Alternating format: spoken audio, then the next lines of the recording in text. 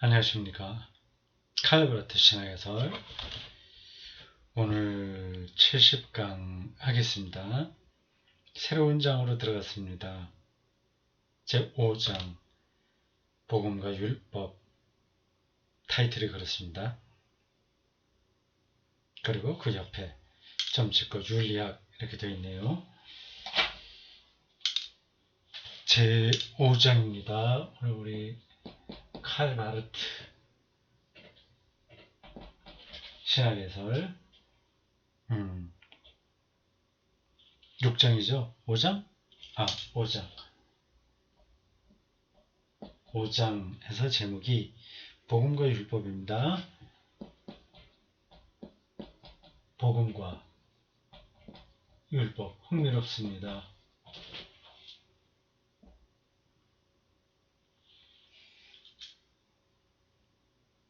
저도 기대가 됩니다. 바르트가 어떤 얘기를 할지, 율법이 복음 안에 속하는 건가, 아니면 복음이 율법 안에 들어가는가, 이러지는 않을 것 같습니다. 아니면 그게 교차하는가, 아니면 같은 건가, 그 관계 설정이죠. 결국 이것은 윤리학을 얘기한다고 그러네요. 윤리학. 여기 제목으로 잡혔습니다. 윤리의 문제예요. 복음은 믿음으로 우리가 구원받는다. 그 얘기입니다. 거기는 어떤 행위가 사실은 전제되진 않습니다. 믿음으로 하나님으로부터 의롭다 인정을 받는다 하는 걸 기초로 해서 기쁜 소식이 되는 거죠. 그게. 그래서 복음이라고 합니다. 율법은 하나님이 요구하신 마땅한 일을 행함으로써 하나님에게 인정을 받으려고 하는 태도를 가리킵니다.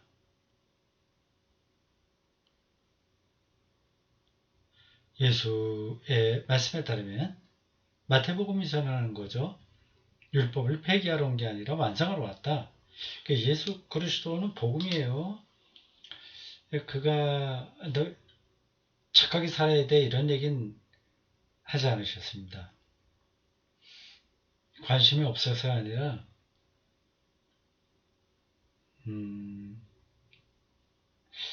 하나님 앞에서 그걸로 의로워지는 게 아니라는 뜻이죠. 좀 예민합니다. 그래서 이 관계가 이게 복음이라고 한다면 그 율법이 이게 복음이라고 한다면 율법은 요 안에 속했냐, 아니면 복음이고 율법이다. 복음과 율법. 그래서 이 교집합이 있는 거냐, 아니면 이게 복음이라고 한다면 같이 율법도 똑같이 복음과 율법이 같다 이렇게 할 수 있냐 하는 거죠. 또 어떤 그림이 가능할까요? 율법 안에 복음이 있다 이렇게 볼 수 있을까요? 다 일리가 있는 이야기입니다. 제가 추정하기에는 바르트 입장은 이것처럼 보입니다. 근데 모르겠어요. 제가 정확하게 보는지 아닌지.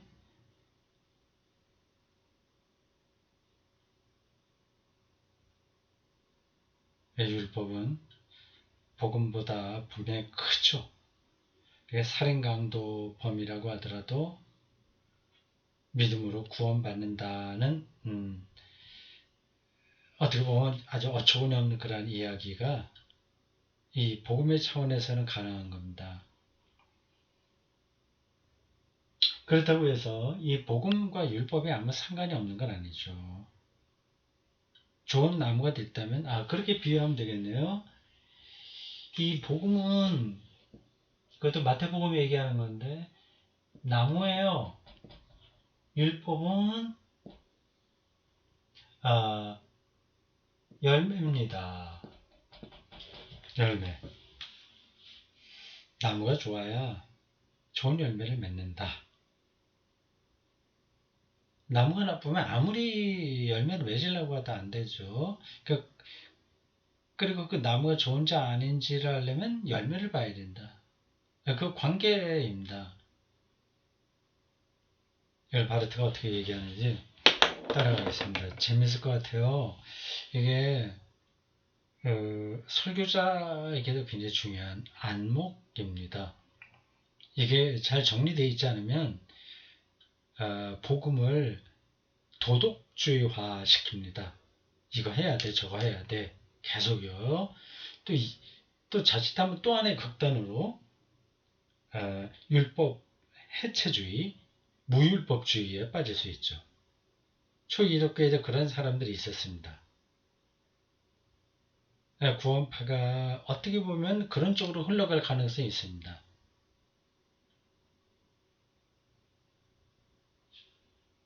자, 요 문제 바르트가 어떤 얘기를 하는지 잘 따라가 보도록 하겠습니다. 283쪽 70강 강독입니다.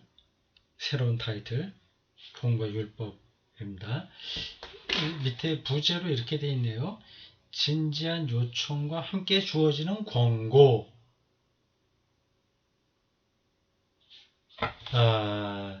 에버르트 부시라는 사람이 본 바르트 신학에서 복음과 율법의 관계가 이 문장으로 압축되어 있다고 하는 거 아닙니까? 진지한 요청과 함께 주어지는 권고. 그렇다면 율법은 권고 수준이고 진지한 요청은 복음이라고 하는 걸까요? 아니면 복음 안에서는 그 열매를 맺는 게 진지하게 요청되지만 강요될 수는 없고 공고이라는 건가? 공고라고 하는 건가? 그건 잘 모르겠습니다. 좀 읽어봐야 이 저자가 하는 얘기가 뭔지를 알 수 있겠습니다. 이 부제만 갖고는 정확하게 모르겠습니다. 에바르트 부시라고 하는 바르트의 제자가 지금 이 주제를 다루고 있습니다. 저는 칼버트하고는 상관없이 제 입장은 복음이 더 우선한다. 존재론적 변화가 우선한다. 나무가 돼야 된다. 나무가 되면 좋은 나무가 되면 새로운 피조물이 된다면 그러면 구역에서는 열매는 거기에 합당하게 당연히 나온다. 그거거든요. 그래서 이 열매 맺어야 된다. 저 열매 맺어야 된다. 이렇게 착하게 살아야 된다. 어떻게 해야 된다. 그런 얘기는 굳이 설교자가 그렇게 많이 할 필요는 없다. 그런 입장입니다. 예수 그리스도와의 관계 속에서 칭의에 들어간다고 하는 이 엄청난 사실을 알기 그것만 전한다면 그리고 그것이 회중들에게 전달되기만 한다면 그들은 거기에 합당한 열매를 맺는다는 입장이죠. 바르트도 그런 건지 안 그런지 좀 들어가 보겠습니다. 더 비슷하다고 하더라도 더 복잡하게 이야기할 겁니다. 바르트는 저처럼 이렇게 단순하게 이야기하지는 않겠죠. 어쨌든 여기에서는 윤리 문제가 다루어지고 있습니다. 두 번째 소제목 복음과 율법의 관계. 거기에 아마 구도를 설명하려고 하는 거 아닐까 싶네요. 그리스도교의 윤리학을 향한 바르트의 출발점은 복음과 율법이라는 단단한 공식인데 또한 이것은 그의 교회학을 최강으로 지탱해주는 골격에 속한다. 아, 그렇군요. 그의 교회학의 뼈대라고 하는 겁니다. 복음과 율법. 이러한 제목의 아티클은 제가 읽은 기억이 있습니다. 복음은 예수 사건이죠. 복된 소식이죠. 하나님 나라가 왔다는 소식이죠. 죄인을 의롭게 하신다는 하나님의 선포죠. 복음은 하나님께서 우리를 위해 fear,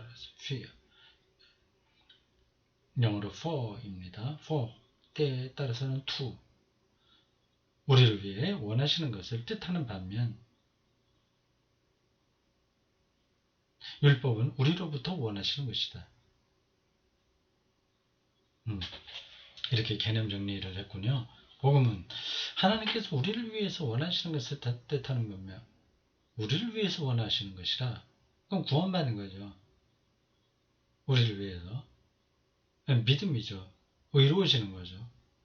우리를 위해서 원하시는 건데 율법은 우리로부터 원하는 것. 내가 그 다음에 어떻게 해야 되냐. 그죠. 이 개념 정리가 재밌습니다. fear, 하나는 fear고, 다른 fun, 뭐로부터, 우리로부터, fun, uns, 우리를 위해서는 fear, uns. 이 두 가지는 같지 않다. 그런 양쪽에서 하나님 동일한 하나님이시다. 그분은 하나님께 관계되시고 인간도 그분께 관계된다.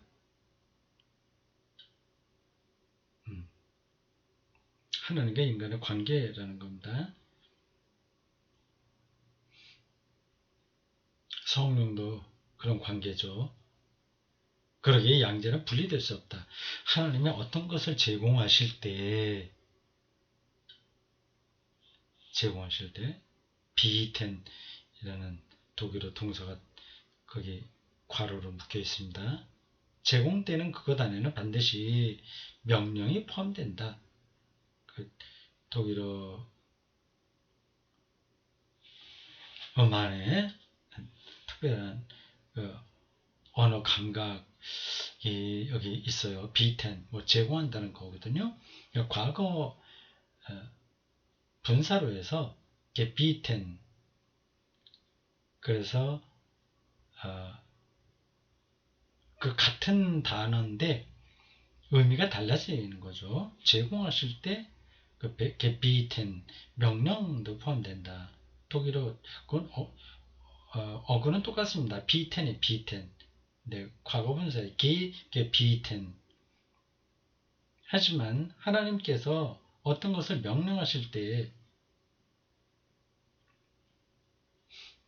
그 명령은 언제나 그분의 은혜의 수요 안에 있다. 여기 수요, 비텐 명령하신다고 한 단어가 또 바뀌어서 다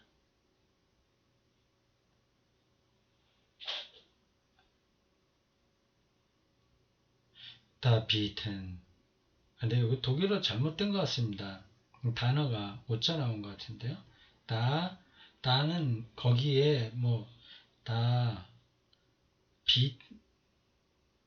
바이 이제 여기 나온 거로만 보면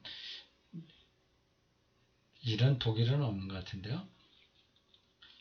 굳이 읽으려면 바이에텐 이런 단어 없죠.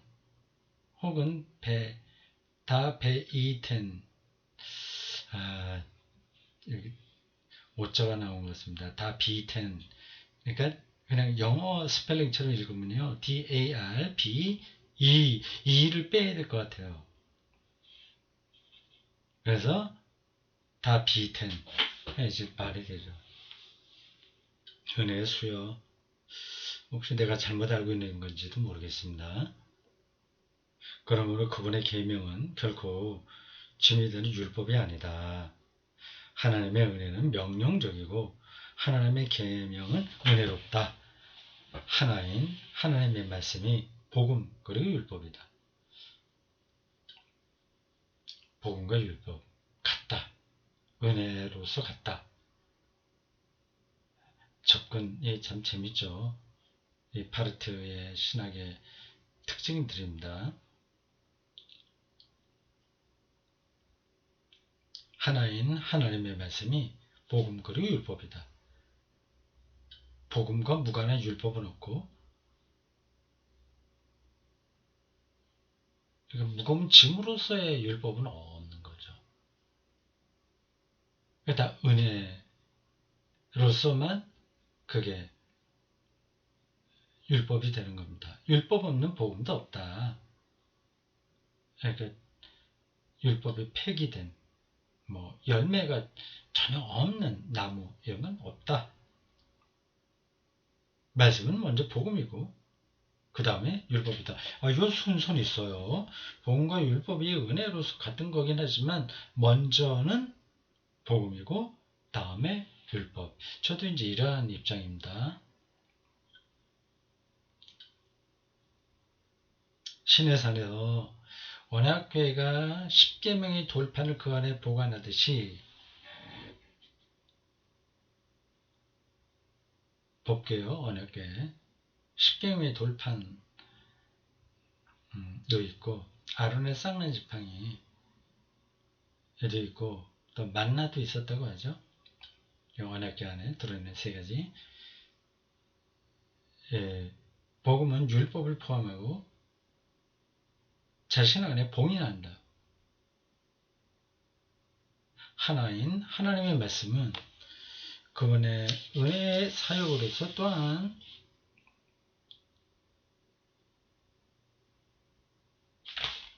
율법이고 인간의 자기 규정에 앞선 결정이며 이런 거 일일이 다 설명하지 않겠습니다. 인간의 자기 규정, 내가 누구냐 그거 결정하는 거요.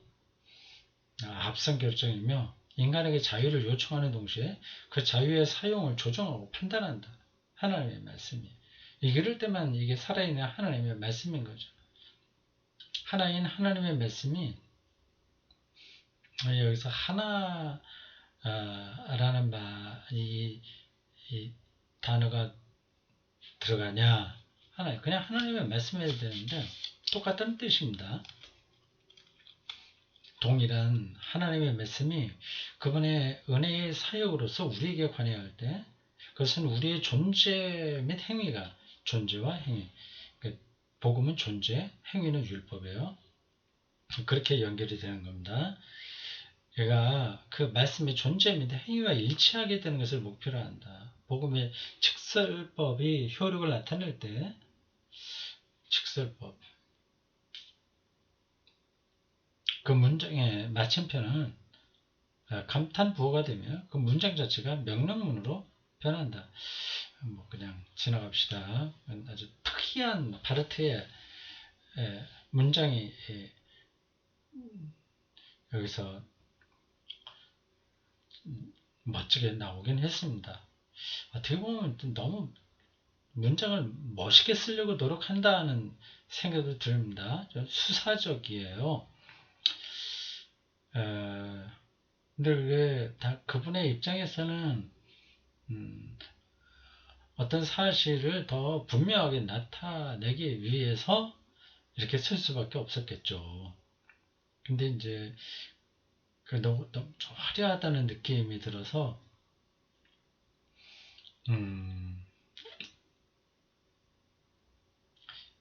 바르테 책을 읽는데 이런 것들은 좀 방해가 돼요. 제가 보기에 그렇습니다. 그 다음 이와 같은 진술은 율법의 종교인 유대교로부터 분리되어 나온 그리스도교와는 갈등을 일으킨다.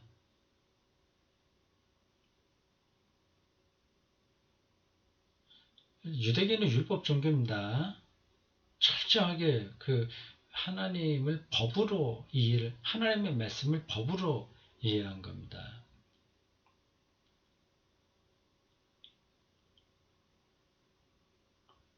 그리고 현대 사회도 다 율법을 특징으로 합니다. 뭐 다 법으로 하잖아요. 제가 이 법으로 맞아 안 맞아, 그리고 뭐 등등 그 모든 것들이 다 나라의 법이 있죠. 헌법을 비롯하여 여러 율법들, 시행령까지 그런 것들이 사실은 다 율법입니다. 근데 그거를 통해서 개인과 사회가 건강해진다고 생각하는 거죠. 그게 또 필요합니다. 근데 그걸로 인간의 삶이 다 이해가 되냐? 아니거든요. 그러니까 율법이 필요하되 율법 실증주의, 율법 만능주의는 또 인간의 삶을 파괴합니다. 그 역설적이에요. 긴장도 있고. 그러니까 율법 종교가 유대교라고 하는 이 말은 이제 기본적으로 이 인간 사회가 다 이걸로 돌아간 걸 전제하는 겁니다. 함무라비 법전 이것도 다 율법 아닙니까?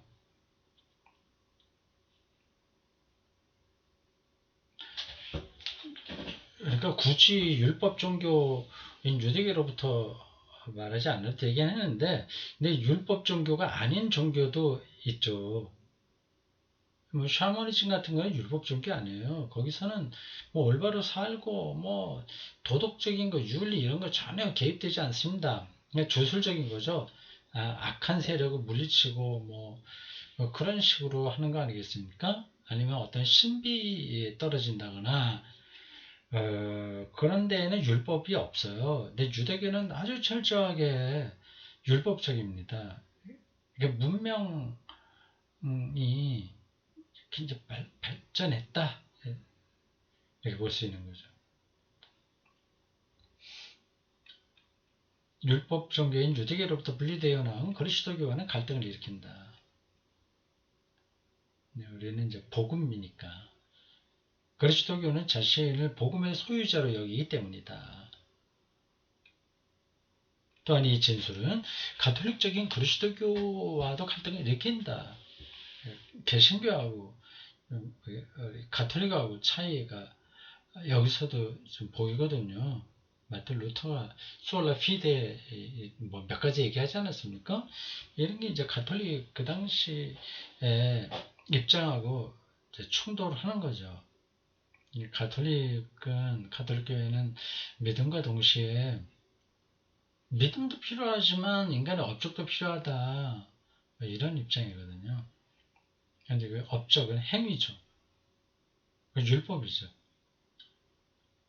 또한 그 진술을 했고, 이 그리스도교는 단지 수동적으로 수용할 뿐인 은혜의 외투 아래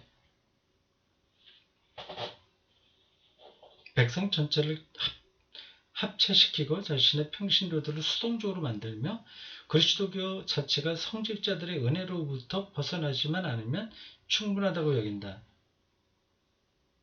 이게 가톨릭을 말하는 거 보죠?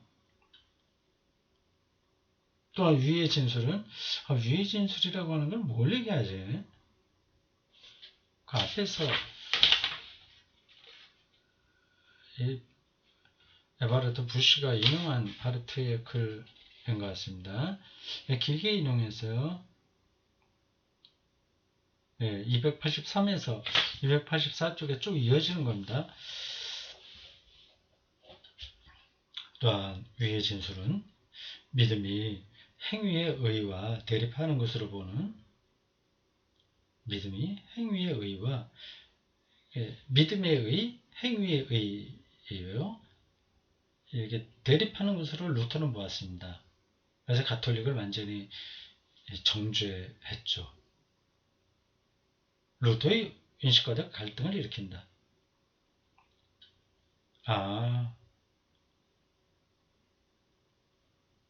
그러니까 위의 진술은 여기 교육교약에 나온 이 바르티의 진술인데, 그게 이 두 가지 복음과 율법을 루터처럼 대립되는 걸로 보지 않았다는 뜻입니다. 그러니까 루터 보다는 좀 더 루터는 굉장히 공격적이었죠. 그 가톨릭의 그 행위의 의, 업적 의에 대해서요. 근데 루터는 그렇게 보지는 않았습니다. 여기서 바르트는 자신이 최종적으로 그렇게 나쁘지는 않은 루터 교인이 된 것은 아닌지라고 묻기까지 했다. 나쁘지 않은 루터 교인이 된 것은 아닌지? 이게 무슨 뜻이에요? 이제 루터의 인식과 갈등을 일으키는데 그 때문에 자기 최종적으로는 그 나쁘지 않은 기독교인이 된 것은 아니지. 그러니까 루터하고 입장이 조금 차이가 난다 그 뜻인가요? 아, 이건 문장만 갖고는 그렇게 정확하게 무슨 의미인지 알 수가 없네요. 넘어가겠습니다. 그럼에도 불구하고 그의 견해는 루터교의 비판을 받았다. 아, 자기는 루터를 그렇게 반대되지 않은 건데 루터교의 비판을 받았다는 겁니다. 다른 누구에게도 구원이 없다는 그리스도 중심적 신앙 고백은 본질상 하나님 앞에서의 의로움이 율법의 행위로부터 그 행위가 어떤 것이든 관계없이 결코 나올 수 없다는 반명제적인 의미를 갖는다고 한다. 오직 믿음으로 얻는 의라는 복음은 오직 믿음, 소라 피데, 루터가 얘기하는 그 복음은 단지 모두 율법적 유보조항으로부터 자유를 올 때만 그것이 약속하는 평화와 자유를 줄 수 있다는 것이다. 예, 이게 루터의 입장이거든요. 거기 97번 각주를 보십시오. 게라르트 에벨링의 책 루터 슈투딘, 루터 연구 3권 566쪽에서 얘기했습니다. 몇 년 뒤에 나오는 건 나온지 모르겠지만 루터보다는 후대 사람이죠. 에벨링이요. 에벨링은 루터교 신학자고요. 독일의 대표적인 그런 교회학자입니다. 그러니까 여기서 바르트와 좀 입장이 다르다. 우리 루터교 신학은 다르다. 그걸 얘기한 것 같습니다. 그러니까 그 율법의 어떤 단서 조항마저도 다 뛰어넘을 때만 그때만 참된 믿음을 통한 자유가 보장된다. 회입니다. 이 둘의 입장이 완전히 배치되는 건 아니죠. 어디에 강조점을 두느냐에 따라서 차이가 있죠. 그러니까 루터교라고 하더라도 인간의 행위를 완전히 무시하는 건 아니에요. 근데 일단은 그걸 무시를 해야 이 믿음을 통한 의, 믿음의 의, 이게 성립된다고 보는 겁니다. 좋은 나무가 좋은 열매를 맺는다는 사실을 루터교 신학자라고 모르겠습니까? 루터도 그걸 모르고 그런 솔라 피데 이것만 얘기한 건 아니거든요. 하지만 이와 같은 루터교 비판은 바르트에게 그다지 적중하지 않는다. 왜냐하면 복음의 직설법은 위에 문장 제가 조금 이상하다고 너무 화려하다고 했던 그 문장에 나온 단어입니다. 복음의 직설법은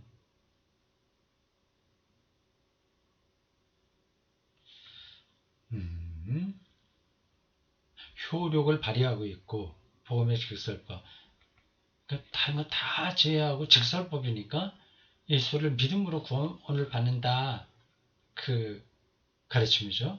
그래서 효력을 발휘하고 있고 율법적인 유보 조항에 예속되지 않기 때문이다.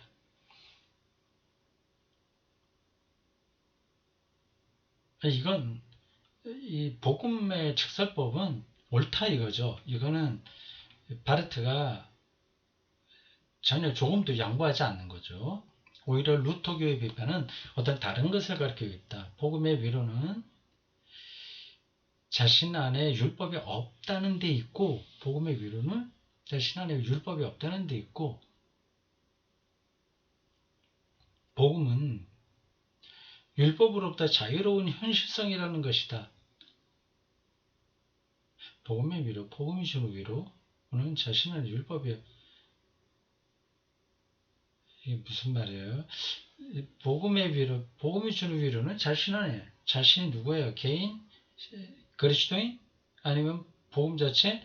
자신 안에 율법이 없다는 데 있고, 나에게 그 신자를 얘기하죠. 자신의 율법이 없다. 율법에서 자유롭다. 그 차원에 들어가 있으니 복음이 정말 우리에게 위로가 되는 거죠. 복음은 율법으로부터 자유로운 현실성이라는 것이다. 복음은 율법으로부터의 자유로운 현실성. 이 현실성은 뭐 여러 번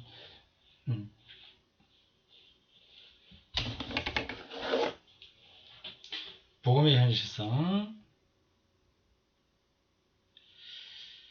다시요. 복음의 위로는 자신의 율법이 없다는 데 있고, 이건 우리가 이해가 됐어요. 복음은 율법으로부터의 자유로운 현실성이라는 것이다. 율법에서 자유로운 현실성. 이거 꼭 기억해 둬야 됩니다. 이건 여러 번 강조하는 단어예요. 이게 아주 명백하게 우리의 인식에 이렇게 자리를 잡지 않으면 책 읽기가 느슨해집니다. 이런 신학책 읽기가. 신학책만이 아니라 인문학, 철학책, 네, 마찬가지예요.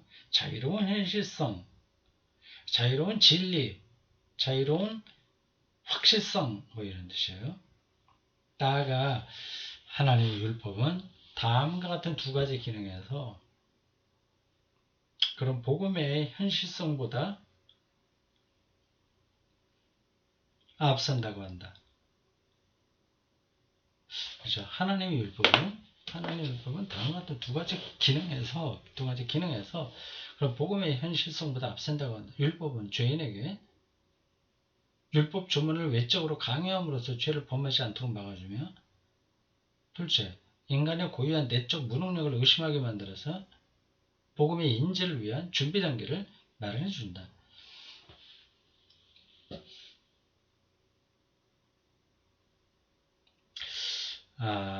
여기까지 이 말 자체는 이해하겠는데, 이게 루터의 입장이라는 거예요? 아니면 바르트의 입장이라는 거예요? 아니면 루터교 신학자의 입장이라는 거예요? 하나님의 율법은 두 가지 기능에서 복음의 현실성보다 앞선다고 한다는 게, 그래서 두 가지 나왔잖아요. 근데 그게 누구의 주장이라는 건가? 그 밑에 다음 시작하는 패러그래프에 보면 루터교의 이런 비판에 따르면, 이 표현을 보면 루터교 신학자들이 비판한다는 거죠. 예를 들어서 게라하트 앞에서 유명한 에벨린 같은 사람이요.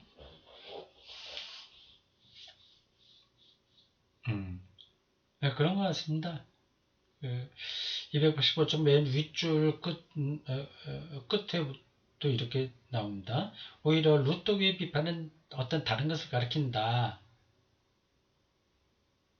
네, 그러니까 루터교의 비판이 뭐냐 하는 것을 그 뒤로 설명한 겁니다.